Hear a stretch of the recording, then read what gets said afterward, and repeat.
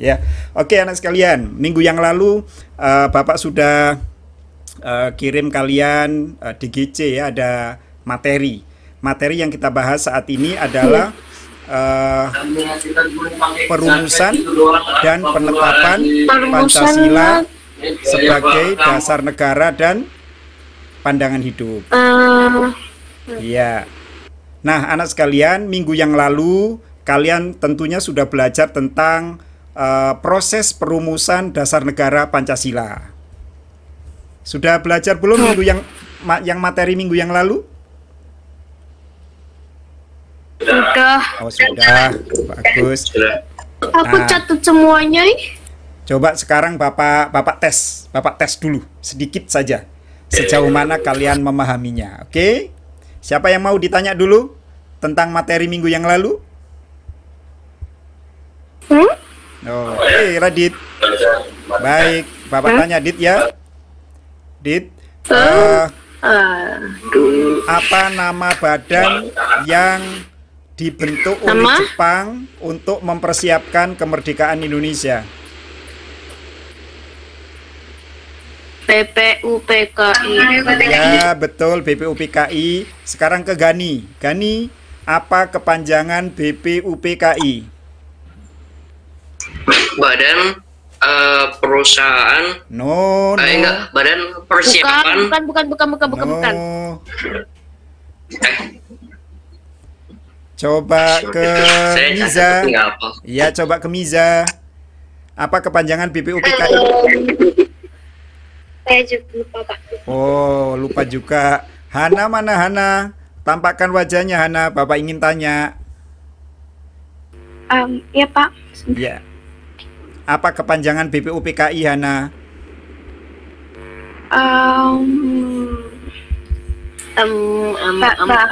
Badan penyelidik. Lanjut. Usaha Ya. persiapan kemerdekaan Indonesia. Yes, bagus. Oke, selanjutnya. Tambah Ya.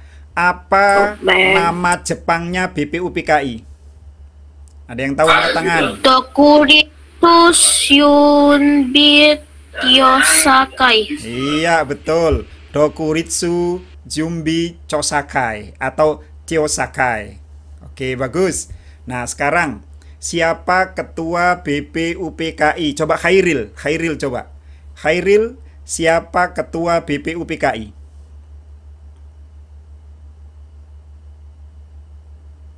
Oke, yang lain ada yang bisa membantu? Coba. Ada yang bisa membantu yang lain? Itu Raden Tumenggung. Ya, lanjut. Itu bukan namanya. Ada yang tahu? Kak Kanjeng Raden Tumenggung. Dr. Kanjeng Raden Tumenggung atau KRT. Ya. Itu bukan, belum namanya itu. Itu belum namanya itu. Rajiman Yes. Widyodingrat. Ya, itu namanya KRT Rajiman Widyo Diningrat. Oh. Ya, yang Itu kepanjangan yang depan nggak usah nggak dibaca, itu titelnya saja itu. Ya, yang namanya adalah Rajiman Widyo Diningrat atau biasa dipanggil KRT Rajiman Widyo Diningrat. Oke, kita lanjut. Berapa jumlah anggota BPUPKI? Siapa yang tahu?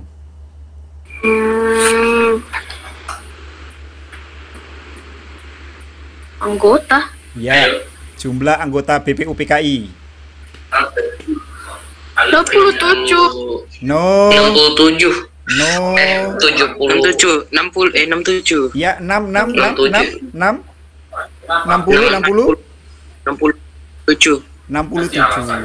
Oke.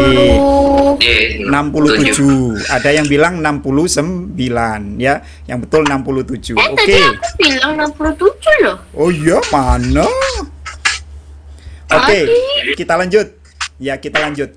Apa alasan Jepang membentuk BPUPKI? Yang lain mana mukanya? Untuk Kameranya dibuka dong. mempersiapkan Yang lain. itu. Untuk mempersiapkan kemerdekaan Indonesia. Yes, good. Terima kasih Radit dan Gani. Ya, untuk mempersiapkan kemerdekaan Indonesia. Mengapa? Pertanyaan selanjutnya, mengapa Jepang berjanji memberi kemerdekaan kepada Indonesia? Hana, coba Hana. Karena Jepang dibom. Hana woi, Hana woi. Belum dibom, belum. Coba Hana. Nggak tahu. Nggak Hana tahu. belum ini. Oke, Nanda. Ya. Apa ini pertanyaannya? Apa Dit? Pertanyaannya tadi Dit? Mengapa Jepang memberi janji kemerdekaan kepada Indonesia?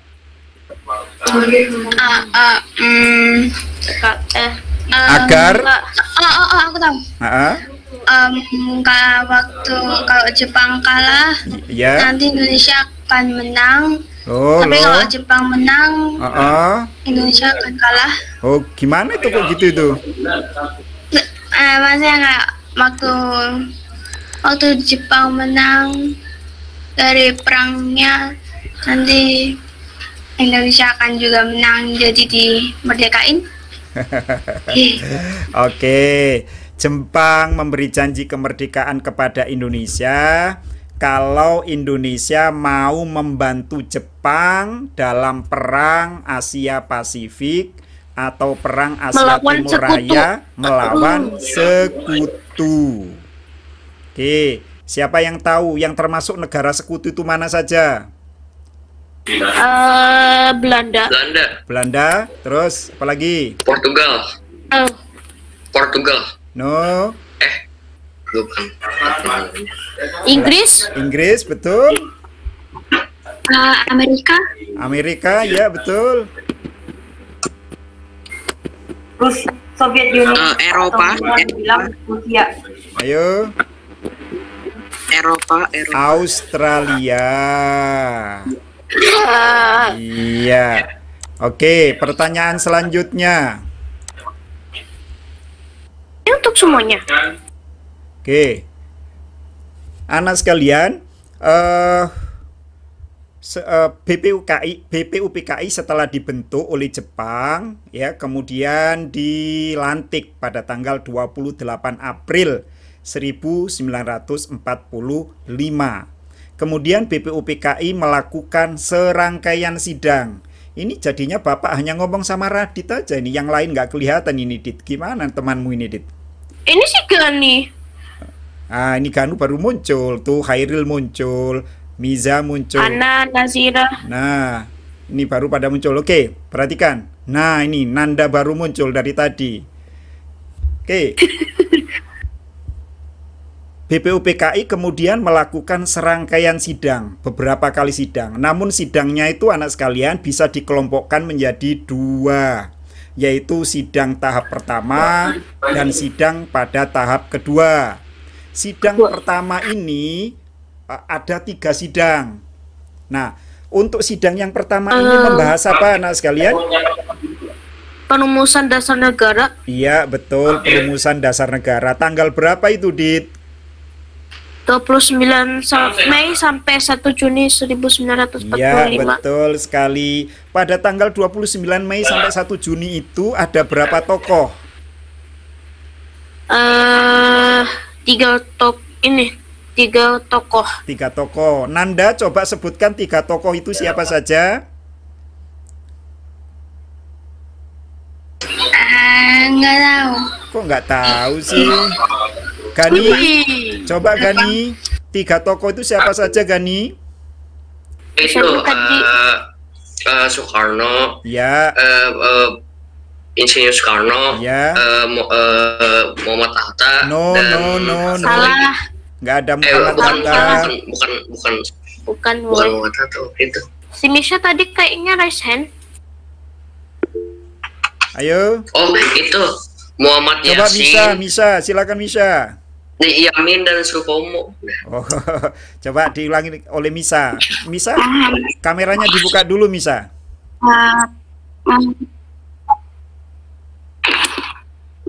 Muhammad Yamin. Ya.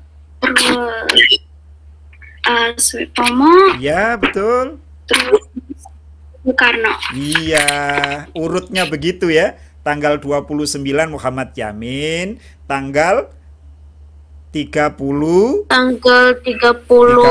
Supomo, Mei, dan tanggal 1 Juni Insinyur Soekarno.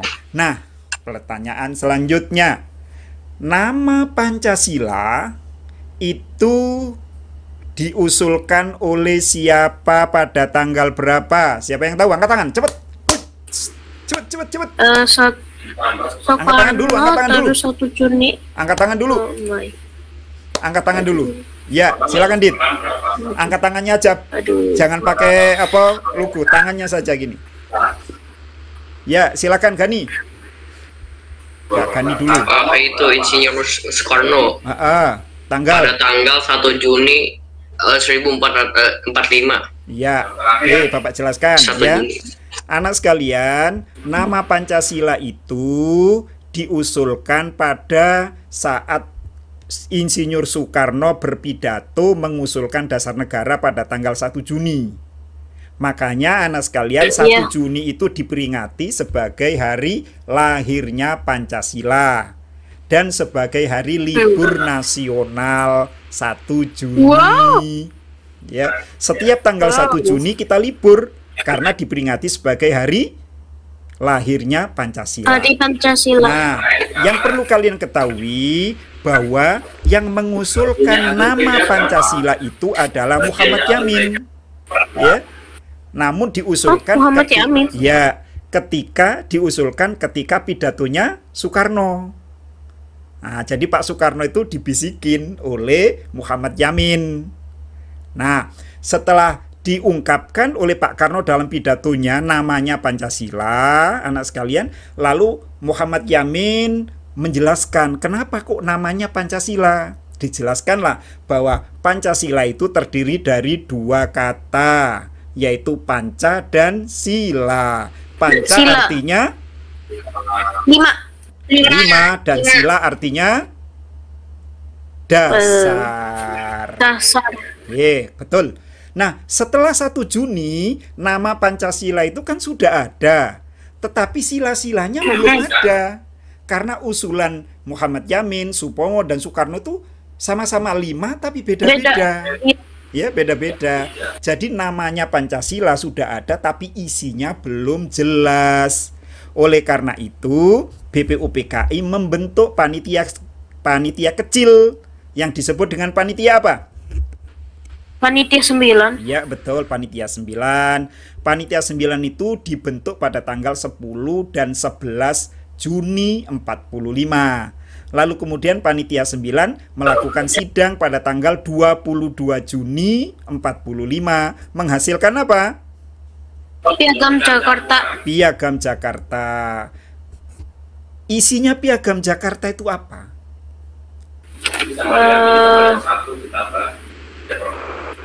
Ayo. Siapa yang tahu? Oke. Piagam Jakarta itu juga disebut dengan istilah Jakarta Charter. Jakarta Charter. Yang isinya adalah di dalamnya itu adalah rancangan pembukaan Undang-Undang Dasar 45 dan rancangan dasar negara Pancasila, ya, rancangan rumusan dasar negara. Nah, rumusan dasar negara Pancasila itu di dalam Piagam Jakarta tentu ada 5. Namun yang perlu jadi perhatian adalah sila pertama.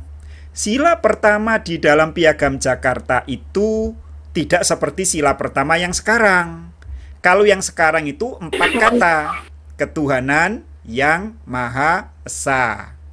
Nah, tapi kalau dulu 8 kata. Di dalam Piagam Jakarta itu ada 8 kata. Ada yang tahu apa 8 kata? Yuk. Ada yang tahu apa 8 kata itu? Dengan kewajiban menjalankan syariat Islam bagi pemeluk. Diulangi Miza. Apa Miza? ketuhanan dengan kewajiban menjalankan syariat Islam bagi pemeluk-pemeluknya. Ya, betul ya. Jadi sekarang itu 4, ketuhanan yang Maha Esa. Dulunya 8. Ya, dulunya 8 itu adalah ketuhanan dengan apa tadi? Kewajiban. Ketuhanan dengan kewajiban menjalankan syariat Islam bagi pemeluknya. Ya, jadi 8. Nah, anak sekalian, itulah tadi proses pembentukan BPUPKI sampai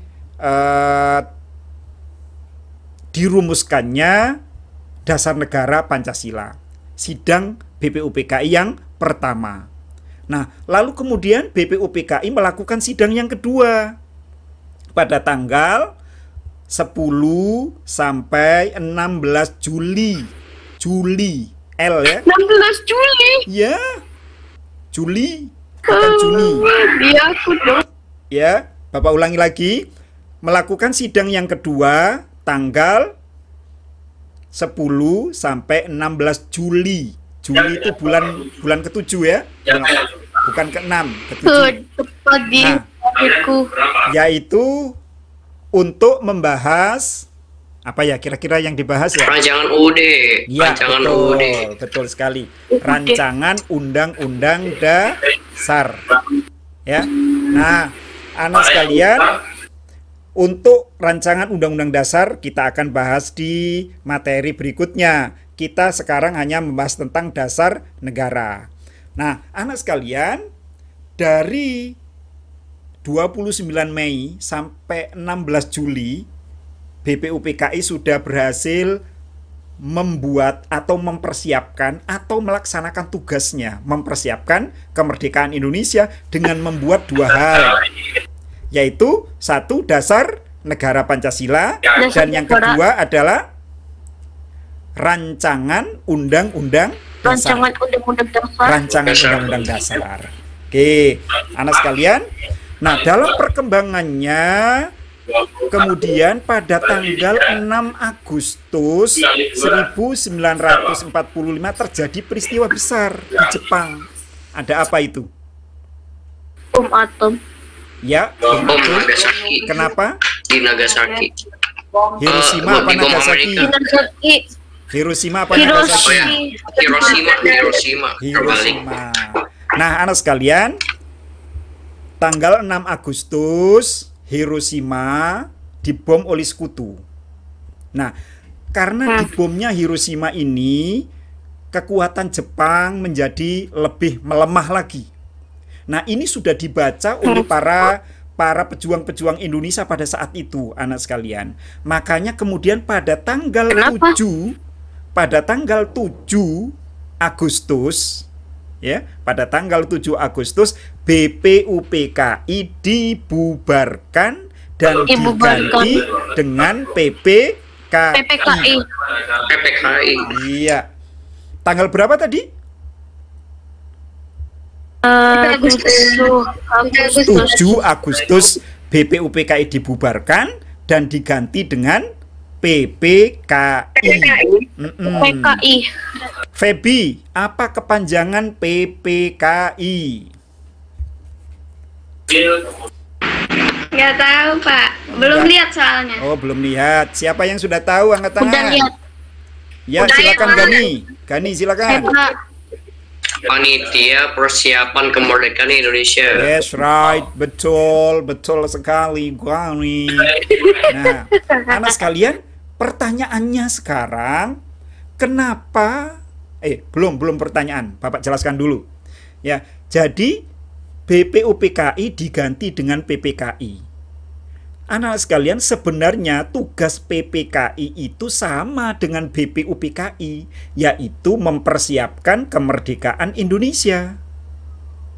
Nah, Pak, pertanyaannya, Pak, kalau sama, kenapa kok diganti? Iya kan? Kalau memang BPUPKI dan PPKI itu sama, tugasnya sama, kenapa diganti? Ada yang tahu kenapa kok diganti? Tahu? Tahu? Oh, karena bom atom dari No. Halo. Ayo. Nggak tahu. Oke, perhatikan. Tugas BPUPKI dan Oh ini BPKI. karena kan. Ya, Oh, oke. mau Gani mau nyoba? Karena terburu-buru. Oh, bukan. Karena terburu-buru. Bukan. Oke. Alasannya adalah kenapa BPUPKI dibubarkan dan diganti BPKI? Karena BPUPKI itu dibuat oleh Jepang. Oh iya. Oh iya. Memangnya iya. kenapa Baru ingat. kalau dibuat oleh Jepang? Memangnya kenapa? Nah, alasannya anak sekalian, BPUPKI itu kan dibuat oleh Jepang. Lah kalau nanti BPUPKI itu betul-betul memerdekakan Indonesia, nanti kan akan ada anggapan bahwa Indonesia itu merdeka diberi oleh Jepang. Karena BPUPKI dibuat oleh Jepang dan memerdekakan Indonesia. Wah, nanti jadi ada anggapan bahwa Indonesia itu merdeka diberi oleh Jepang. Buktinya yang memerdekakan adalah BPUPKI. Nah, PKI. itu pinter nggak tuh bangsa Indonesia pada saat itu politiknya, strateginya.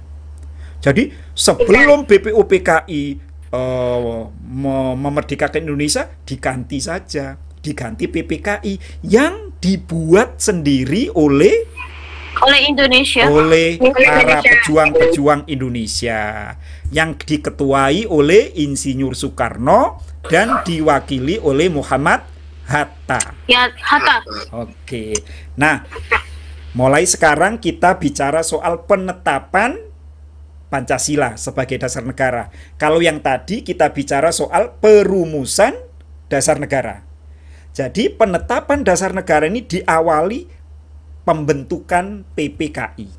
Oke, anak sekalian, tanggal 7. Lalu kemudian besok lusanya, tanggal 9, terjadi peristiwa besar lagi. Peristiwa apa itu? Bom atom. Di bom Ya, Nagasaki. betul. Ya, Nagasaki dibom oleh sekutu. Sekutu Maka lagi. Jepang semakin hancur, anak sekalian. Kekuatannya semakin melemah. Maka bangsa Indonesia sudah mulai bersiap-siap ini, terus berjuang walaupun tidak mengangkat senjata. Ya. Dan akhirnya anak sekalian, berita tentang menyerahnya Jepang kepada sekutu itu terdengar oleh para pejuang Indonesia, khususnya pada golongan muda. Jepang menyerah kepada sekutu tanggal 13 Agustus. Ya. Jadi berapa hari itu setelah Hiroshima dibom? Setelah Nagasaki dibom? 9? Ya, betul, 4. Ya. 4 hari setelah Hiroshima dibom, Jepang menyerah kepada sekutu. Nah, ini perhatikan sekalian. Indonesia itu awalnya dijajah oleh Jepang. Jepang kalah dari sekutu.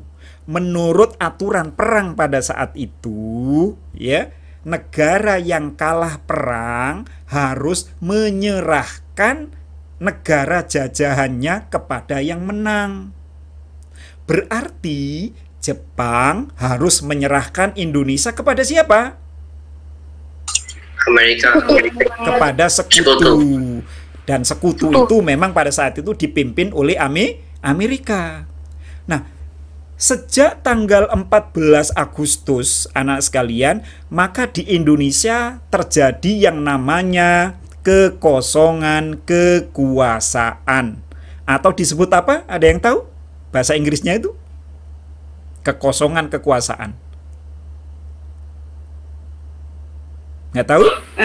Oke. Nggak pernah dengar. Nggak pernah dengar. Oke, Bapak tunjukkan. Vacuum of power. Apa, Dit? Vacuum of power. Ya, VACUM. Oh, aku tahu. Of power. Kekosongan kekuasaan. Perhatikan. Kenapa disebut kekosongan kekuasaan? Karena Jepang sudah menyerah. Berarti Jepang nggak boleh berkuasa di Indonesia. Lalu sekutu belum datang. Kan harusnya Jepang itu menyerahkan Indonesia kepada sekutu, tapi sekutu belum datang. Indonesia sendiri juga belum merdeka. Makanya di Indonesia tidak ada yang berkuasa, tidak ada yang memimpin. Nah, gitu. Nah, anak sekalian, terjadilah kekosongan kekuasaan tanggal 14, tanggal 15, tanggal 16. Inilah kemudian oleh golongan muda yang dipimpin oleh Khairus Saleh, ya, lalu kemudian Wikana, Subandrio, ya, terus merancang, mendesak kepada Soekarno sebagai ketua PPKI, segera memproklamasikan Indonesia. Dengan alasan sekarang ini mumpung Jepang kalah dan sekutu belum datang, maka kita harus merdeka. Ternyata apa yang terjadi anak sekalian, Soekarno nggak mau memerdekakan pada saat itu. Karena Pak Karno masih memegang teguh janji Jepang bahwa Jepang akan memberi kemerdekaan yang katanya tanggal 18 Agustus. Nah, golongan muda mendesak lagi, datang lagi ke Soekarno. Ayolah Bung Karno, kita proklamasi, kita merdeka. Ternyata Pak Karno pun sampai marah, nggak mau anak sekalian. Nah, karena Pak Karno nggak mau, terjadilah kemudian peristiwa Rengas Dengklok. ya Rengas Dengklok. betul, Rengas Lunof. Dengklok. Peristiwa Rengas Dengklok. Ya, yaitu peristiwa apa itu, Gani? Peristiwa yang golongan muda membawa Soekarno ke Rengas Dengklok. Ya, betul. Jadi, peristiwa Rengas Dengklok itu adalah peristiwa di mana golongan muda yang dipimpin oleh Khairus Saleh tadi mengamankan Soekarno dan Muhammad Hatta dibawa ke Rengas Dengklok dari Jakarta. Alasannya agar tidak kena pengaruh Jepang. Karena Jepang masih bersikukuh untuk tetap memegang Indonesia, jangan sampai Indonesia merdeka. Karena kalau Indonesia merdeka, Jepang salah. Karena aturannya Jepang harus menyerahkan Indonesia kepada sekutu. Nah, gitu. Nah, terjadilah peristiwa Rengas Dengklok tanggal 16 Agustus jam 10 pagi itu ya. Nah, dibawalah ke Rengas Dengklok, Jawa Barat waktu itu, sekarang Banten ya, sekarang Banten. Sampai di sana ternyata Ahmad Subarjo menyusul ke Rengas Dengklok itu. Nah, terjadilah negosiasi tawar-menawar antara Subarjo dengan golongan muda. Kata Subarjo, tolong bawa kembali Soekarno dan Hatta ke Jakarta. Nggak bisa. Pokoknya biar Pak Karno, Bung Karno dan Muhammad Hatta tetap di sini agar tidak kena pengaruh Jepang. Tapi kemudian Subarjo memberi jaminan bahwa Soekarno, Muhammad Hatta ke Jakarta, saya janji paling lambat besok pagi kita sudah merdeka. Besok pagi itu berarti tanggal berapa? 17 Agustus. 17. Karena peristiwa Rengas Dengklok terjadi pada tanggal 16. Nah, akhirnya betul besok paginya, malam itu juga Soekarno, Muhammad Hatta, dan pada saat itu Ibu Fatmawati dan anaknya Soekarno yang pertama, namanya Guntur Soekarno Putra, dibawalah ke Jakarta. Sampai di Jakarta, di rumah Laksamana Muda Maeda, seorang tentara Jepang yang bersimpati terhadap perjuangan Indonesia. Nah, disusunlah di situ teks proklamasi oleh Soekarno, Muhammad Hatta, Subarjo, ditulis oleh Sayuti Melik. Oke, setelah terjadi proses-proses, janji besok ketemu di halaman rumah Insinyur Soekarno, Jalan Pegangsaan Timur nomor 56 Jakarta jam 10 pagi. Nah, besoknya 17 Agustus jam 10 pagi terjadilah proklamasi. Oke. Setelah proklamasi terjadi tanggal 17 Agustus, anak sekalian, PPKI kemudian melakukan sidangnya yang pertama Ya, setelah dibentuk pada tanggal berapa tadi? 7 Agustus, PPKI melakukan sidangnya yang pertama tanggal 18 Agustus. Iya, betul. Tanggal 18 Agustus sidang yang pertama. Dalam sidang yang pertama ini, anak sekalian menetapkan 3 hal. Menetapkan 3 hal. Yang pertama adalah menetapkan rancangan Undang-Undang Dasar menjadi Undang-Undang Dasar 1945. Di dalam Undang-Undang Dasar 45 itu ada pembukaan. Di dalam pembukaan ada rancangan atau rumusan Pancasila yang dibuat pada tanggal berapa tadi? Pembukaan itu? Pembukaan tadi? 18. No. Tadi pembukaan tadi. Pembukaan dan rumusan Pancasila ditetapkan, dirumuskan oleh BPUPKI tanggal berapa? 22 Juni. Piagam Jakarta. Ya, yang isinya yang perlu jadi perhatian kita adalah sila pertama tadi.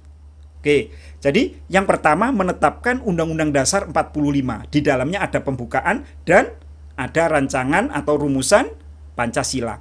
Nah, di rumusan yang inilah Pancasila kemudian berubah. Sila pertamanya tadi 8 kata diubah menjadi 4 kata. Ada yang tahu nggak? Kenapa kok diubah, Ayo. Kenapa ketuhanan dengan kewajiban menjalankan syariat Islam bagi pemeluknya? Karena ada banyak agama, kita harus menghormati. Di bagian timur itu kebanyakan non-Islam ini, non-Muslim. Lalu? Ya, Dit, betul Dit, ayo terus Dit. Sudah cukup? Karena diulangi Dit.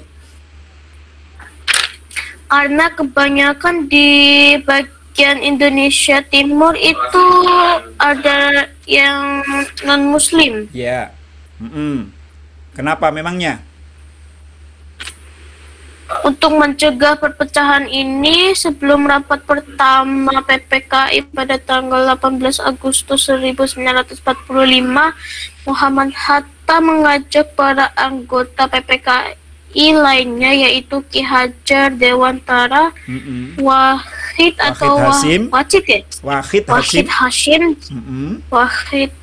Hashim dan Teuku Muhammad Hasan untuk merubah isi pasal ini dengan versi yang lebih dapat diterima oleh segenap bangsa Indonesia. Ya, betul.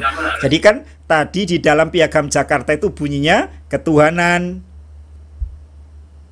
dengan kewajiban menjalankan syariat Islam bagi pemeluknya. Di situ ada kata-kata Islam. Nah, kemudian ada protes dari bangsa Indonesia bagian timur yang mayoritas tidak beragama Islam, diwakili oleh anggota panitia 9 namanya A.A. Maramis. A.A. Maramis protes.